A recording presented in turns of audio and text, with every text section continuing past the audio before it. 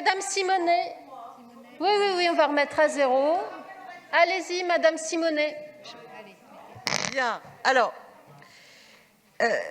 la révision du plan local d'urbanisme est éminemment un moment politique extrêmement important. Il va durer 3 ans et je souhaite qu'il soit vraiment l'outil de la planification écologique du Paris de demain.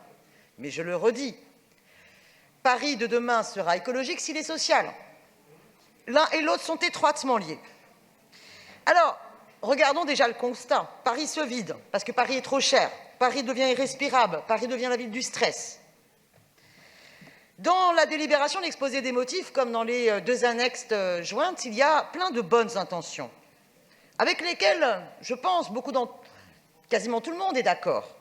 Pourtant, le bilan des 2 dernières mandatures contredisent ces belles intentions. Parce que le bilan des mandatures précédentes, ça a quand même été le Paris bétonisé, le Paris gentrifié, où la spéculation règne, et le Paris privatisé. Alors, prenons d'abord la question des objectifs. Oui, il y a des contradictions. Et donc l'enjeu politique, c'est dans le débat, argumenter, d'essayer de voir comment est-ce qu'on les transcende et quels choix politiques nous faisons. Vous parlez du droit au Paris du quart d'heure. Moi, je préférais qu'on parle ici du droit à la ville du quart d'heure. Parce que si le Paris du quart d'heure, ça correspond aux banlieusards qui galèrent pendant 2 heures, le compte n'y est pas. Donc, il va falloir s'attaquer aux causes. Il y a 1 million de personnes qui viennent travailler à Paris chaque jour sans pouvoir y vivre, sans pouvoir y loger. Pour y répondre, il y a 2 choses à faire, 2 pistes. Bien prendre conscience que Paris est excédentaire en emploi et que donc la question de l'attractivité de Paris est un problème. Il faut au contraire un Paris qui soit solidaire dans la métropole avec les autres territoires et qui assume de relocaliser de l'activité, de l'emploi dans les villes limitrophes, là où il est déficitaire. Et arrêter cette logique d'attractivité de l'emploi de Paris pour elle-même. Assumez ce débat-là. Deuxièmement, regardez quelles sont les personnes qui font Paris, qui travaillent à Paris et qui ne peuvent y vivre. Et donc se dire que prioritairement, il faut leur permettre d'y habiter.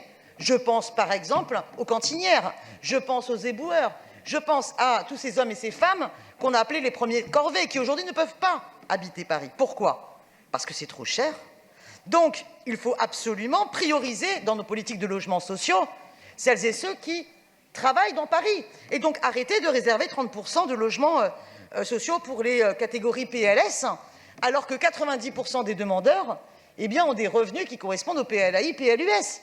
Et donc, assumez cela. Regardez, le bilan est quand même très inquiétant. Il y avait 36% d'ouvriers et employés en 2001 à Paris. Il n'y en a plus que 23,8% au dernier recensement de 2017, alors qu'ils représentent la moitié de la population active sur l'ensemble de la France. Il n'y a pas eu une seule fois dans les interventions précédentes le mot gentrification, spéculation qui n'a été cité.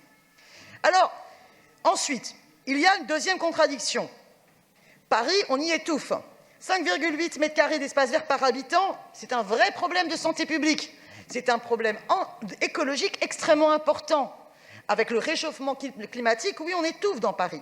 Donc il faut absolument découvrir la Bièvre. Il faut préserver les trames bleues, les trames vertes. Il faut reconquérir de la pleine terre.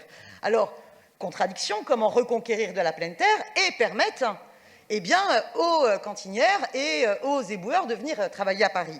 La réponse, on la connaît. C'est les 100 000 logements vides. C'est la réquisition, la préemption des bâtiments vacants et de repenser ces usages-là. Et ça n'est pas de bétonner la moindre parcelle. Ces enjeux-là, ils sont extrêmement importants. Est-ce que ça provoquera l'étalement urbain? Non. Et je vous invite, mes chers collègues, dans vos partis respectifs, à mener la bataille, que ce soit au niveau des régionales, que ce soit au niveau de l'ensemble des communes, pour que les PLU et les schémas respectent également la préservation des terres agricoles contre la bétonisation. Alors, maintenant, la méthode.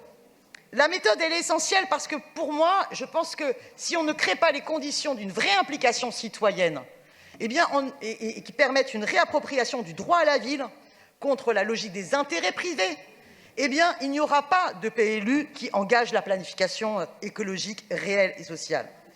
Alors, je trouve que dans la méthode, il y a plein de soucis. D'abord, assumer quand même le bilan. Le dernier PLU a été attaqué par les associations, c'est bien la preuve qu'il n'y répondait pas à une méthode démocratique. Ce qu'il faut, et je présente des amendements en ce sens, Il faut une vraie concertation en donnant des outils. Je propose une carte avec descriptif des parcelles réservées au logement social, que les gens puissent s'approprier l'ensemble des outils du PLU. Une cartographie des sous-sols, qu'on sache où on peut faire la reconquête de la pleine terre. Une carte d'arrondissement des bâtiments non occupés. Qu'il y ait un référendum à la fin du PLU, et je terminerai, qu'il y ait une création d'un fonds d'initiative citoyenne pour une expertise indépendante financée par 1% du montant hors taxe de travaux sur chaque opération. Je vous permettre remercie. vraiment une réappropriation. Je vous remercie. Merci.